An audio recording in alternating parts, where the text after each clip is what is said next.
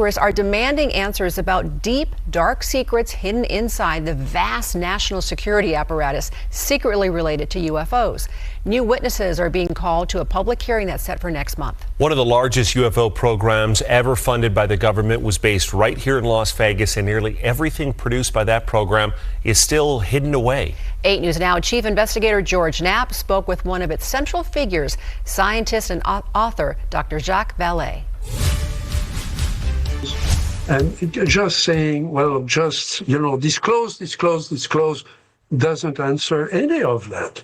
Okay. Jacques Vallée has been a central figure in UFO research and debate for more than 6 decades. He's often been at odds with UFO orthodoxy, was among the first to argue that the unknown craft seen for centuries in our skies and oceans may not be from other planets, but from other realities. He's heard the demands for an end to official secrecy many times, and at the same time has participated in secretive efforts himself, including a UFO study launched by the Defense Intelligence Agency in 2008 and hidden inside a Las Vegas aerospace company.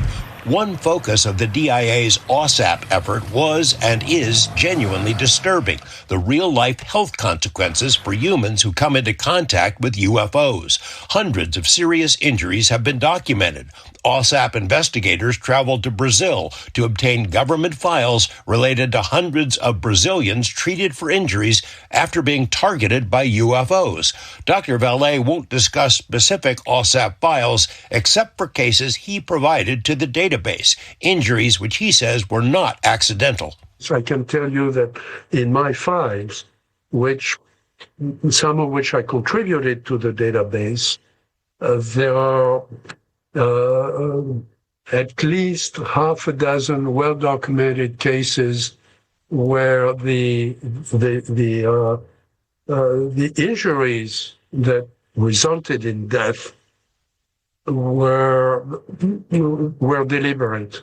Incidents in which UFOs deliberately cause physical harm to humans are rare, according to personnel who have seen the full OSAP files, but they do occur. Dr. Colm Kelleher, one of OSAP's managers, has said bluntly that UFOs are bad for human health. Could that be a reason to keep secrets? If there is some kind of non-human intelligence here, the secrecy starts with them. But governments, in particular the U.S. government, have created multiple other levels of secrecy.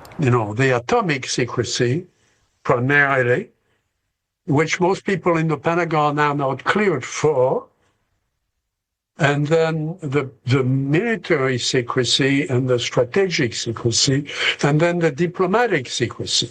In Dr. Vallée's most recent book, Forbidden Science: Scattered Castles, he shares private exchanges with colleagues from the OSAP program, including Las Vegas billionaire Robert Bigelow and a close-knit group of scientists nicknamed the Lone Stars. The scientists, some of them former CIA contractors, accept that the U.S. government has recovered crashed vehicles of unknown origin, that defense contractors have worked for decades to reverse engineer that technology at secretive facilities in the desert and elsewhere.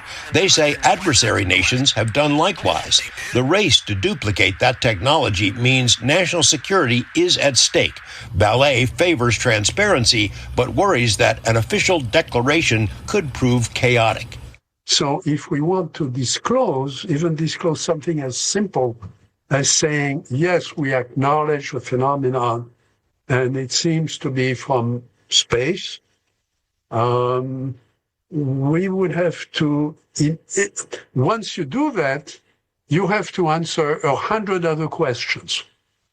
This is not the end. This is not the end of the story. While Dr. Vallée is encouraged by the renewed interest in UFOs within Congress, mainstream media, and academia, he thinks someone needs to craft a well-planned strategy for how to unleash what would likely be the biggest news story in history. I think we should disclose with a structure, and the structure hasn't been invented yet. George Knapp, 8 News Now. The DIA investigation based here in Las Vegas was supposed to last 5 years. Funding was cut off, though, after 27 months. But it did produce an enormous body of work, not one page of which has been made public 14 years after that program ended. And you can watch George Knapp